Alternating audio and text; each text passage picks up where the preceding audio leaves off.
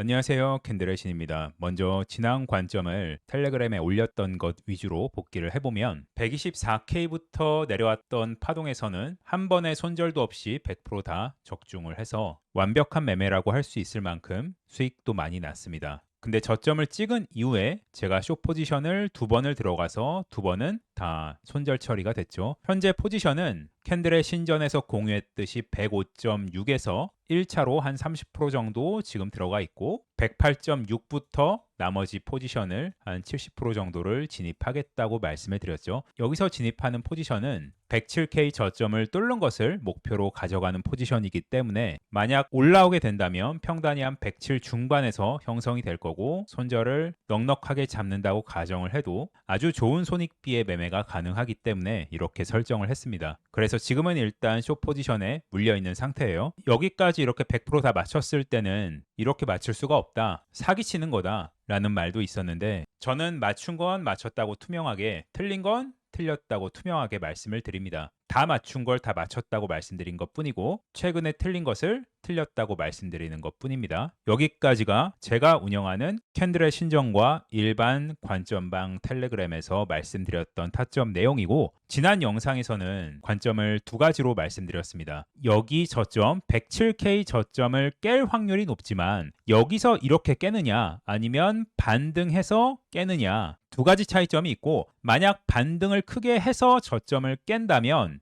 이때는 저점에서 또 지루한 횡보 없이 빠르게 불장이 스타트 될 수 있다는 그런 관점이었어요. 지금 이런 형태로 진행이 되고 있는 것 같습니다. 그러면 지금 여기서 이미 저점이 나왔고 바로 지금 그냥 불장으로 가는 파동이 아닌가? 이게 궁금하시겠죠? 그 부분에 대해서 오늘 명확하게 제가 보고 있는 관점을 말씀드리겠습니다. 그리고 추석 기간 동안에는 중요한 내용을 말씀드릴 거예요. 저는 이번 알트장이 과거보다도 훨씬 더 차별화되는 장세가 될 거라고 생각을 해요. 가는 놈은 진짜 더 가고 못 가는 놈은 시장에서 철저하게 외면받는 그런 장세가 나올 거라고 생각하는데 그런 의미에서 조금 차트적으로 좋을 수밖에 없는 코인들 이런 것들을 보는 법 그것에 대해서 다가오는 연휴 동안 다음 영상이나 한 다다음 영상쯤에 업로드하도록 하겠습니다. 그러면 시작하기 전에 구독과 좋아요 한 번씩 부탁드리겠습니다. 먼저 제가 보고 있는 관점을 결론부터 빠르게 말씀드리면 저는 한 번의 하락이 더 발생을 해야 된다고 보고 있습니다. 하락 이후에 올라가는 게 진짜 마지막 알트와 그리고 비트의 피날레 불장이 되겠죠. 그렇게 생각하는 이유에 대해서 말씀을 드릴 건데 큰 그림에서 보면 지금은 터미널 4파 진행 중이고 이 큰 터미널 4파가 아직 안 끝났다고 보는 게 제 관점이에요. 자, 그러면 여기서 그냥 파동이 4파가 끝나고 지금 바로 5가 나오면서 불장으로 가고 있는 게 아닌가 생각할 수 있죠. 이렇게 생각을 했을 때 모순점은 없습니다. 가능하다는 얘기죠. 근데 제가 왜 여기서 파동 종결이 안 됐다고 보고 있는가 그게 중요하겠죠. 그 부분에 대해서 좀 자세히 말씀을 드리겠습니다. 터미널 4파가 1파와 만났기 때문에 이론상으로는 여기서 끝나고 올라갈 수 있어요. 근데 여기 부분에 일단 세부 파동을 볼게요. 지금 설명드리는 것에 대한 전제는 고점이 여기라는 전제입니다. 만약에 고점이 여기라고 전제를 해도 결과는 바뀌지 않아요. 먼저 빠르게 설명드릴 수 있는 것부터 말씀을 드리면 고점이 여기라고 가정을 해볼게요. 여기서 고점이 나왔고 그러면 전체적인 그림에서 터미널 1, 여기가 2, 3이 여기서 끝나고 4가 이걸로 끝났다. 그리고 지금 5가 진행 중이다. 이렇게 볼 수 있지만 이 가능성으로 생각을 해보면 저점이 여기일 확률은 더 낮아요. 왜냐하면 3에서 4로 갈 때 그냥 단일 파동으로 이렇게 하나의 파동으로 종결이 되고 4가 끝난다? 이런 경우는 없습니다. 파동이 이렇게 직선적으로 하나로 조정파로 마무리되고 올라가는 그림이 안 나온다는 얘기죠. 그래서 파동의 시작점이 여기라고 생각하시는 분들도 있을 건데 여기라고 했을 때는 오히려 더 여기의 저점을 깨야 맞는 거죠. 근데 저는 여기가 파동의 고점이라고 생각을 안 해요. 여기가 파동의 고점이라고 생각을 하는 거죠. 자, 그럼 자세히 들여다보면 파동의 고점이 여기라고 했을 때 이렇게 파동이 끝나고 고점을 뚫으러 가는 파동에 대한 가능성이 낮은 이유는 저는 크게 두 가지 이유로 보고 있습니다. 1번 단일 파동이다. 2번 파동 마감이 어렵다. 무슨 얘기냐면 자, 여기서 파동이 이렇게 종료가 됐다면 여기는 ABC거나 아니면 WXY겠죠. 일단 WXY는 불가능한 게 여기를 W로 보고 큰 X파가 이중 플랫으로 나왔고 Y 파동이 여기서 끝났다. 이렇게 보려면 Y 파동에 대한 카운팅이 돼야겠죠. WXY에서 X파가 이렇게 W 파동의 고점을 넘길 때는 큰 X파로 봐야 되고 큰 X파가 나온다면 그 다음 파동은 플랫이나 수렴이 일반적이죠. 큰 X파를 꼈을 때 다음 Y파동에서 강세 확산도 불가능하진 않지만 빈도가 거의 없다시피 하고 지금 강세 확산으로 끝난 형태도 아니에요. 그러면 여기 Y파동이 종료가 됐다는 얘기는 ABC 플랫으로밖에 종료가 안 됐는데 이쪽 파동은 ABC로 카운팅을 할 수가 없습니다. 왜? ABC가 되려면 최소 B파가 A파 대비해서 0.618을 넘기는 큰 반등이 와야 됩니다. 근데 여기에서는 어느 한 파동도 하락 파동에 대한 0.618 이상의 되돌림이 없죠. 그러면 결론적으로 여기는 복합 조정에 해당되는 WXY가 안 된다는 얘기예요. 자, 그러면 ABC는 되느냐? ABC로. 자, 일단 된다고 쳐봅시다. 근데 제가 여기를 ABC로 카운팅을 한다고 해도 왜 이렇게 파동이 마감되고 올라가는 것으로 보지 않냐면 지금 비트코인 파동은요, 단일 파동이 안 나옵니다. 이 단일 파동, 그러니까 표준 파동이라는 얘기는 ABC, 이런 단순한 파동이에요. 우리가 책에서 보면 어떻게 배우나요? 1파가 나오고 2파는 지그재그가 많이 나오고, 그쵸?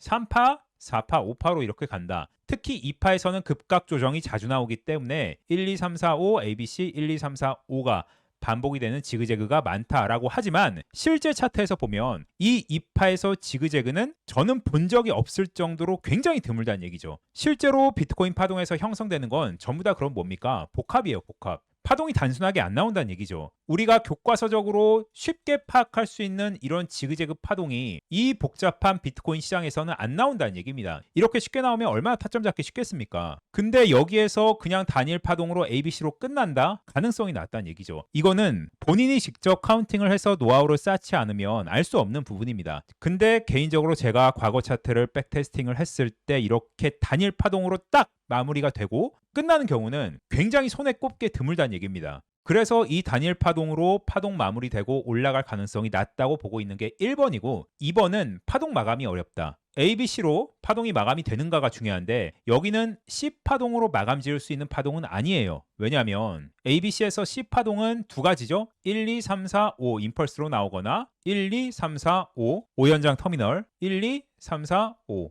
1연장 터미널 마지막 5파에선 수렴으로 나올 수도 있죠. 그럼 여기를 대충 눈으로 봤을 때 가장 유사한 건 이 형태입니다. 그쵸? 1연장 터미널. 그러면 이렇게 1연장으로 끝났다고 볼 수 있지 않느냐. 그렇게 생각을 할 수도 있겠죠. 근데 저는 가능성이 낮다고 생각을 합니다. 왜냐하면 1연장 터미널은 기본적으로 추세의 형태가 쐐기로 모이는 형태로 이루어지죠. 근데 여기는 오히려 추세가 벌어지는 형태예요. 2파와 4파를 긋는 선을 긋고 1파의 종점을 여기로 봐도 벌어지는 형태죠. 이렇게 1파의 종점을 여기로 봅시다. 여기로 봐도 추세는 거의 평행선에 가깝게 이렇게 쭉 가는 형태죠. 물론 1연장 터미널이 이렇게 깔끔하게 이쁘게 이런 형태로 추세를 딱딱 지키면서 이렇게 나오는 경우는 굉장히 드뭅니다. 어떻게 많이 나오냐? 저번에도 말씀드렸듯이 1연장 터미널은 이런 식으로 자주 나와요. 여기를 한 파동처럼 보이게 자주 나옵니다. 그러니까 3파를 만들고 4파를 좀 급격하게 올리고 5파를 내려서 여기 자체가 하나의 파동으로 보이게 많이 나오죠.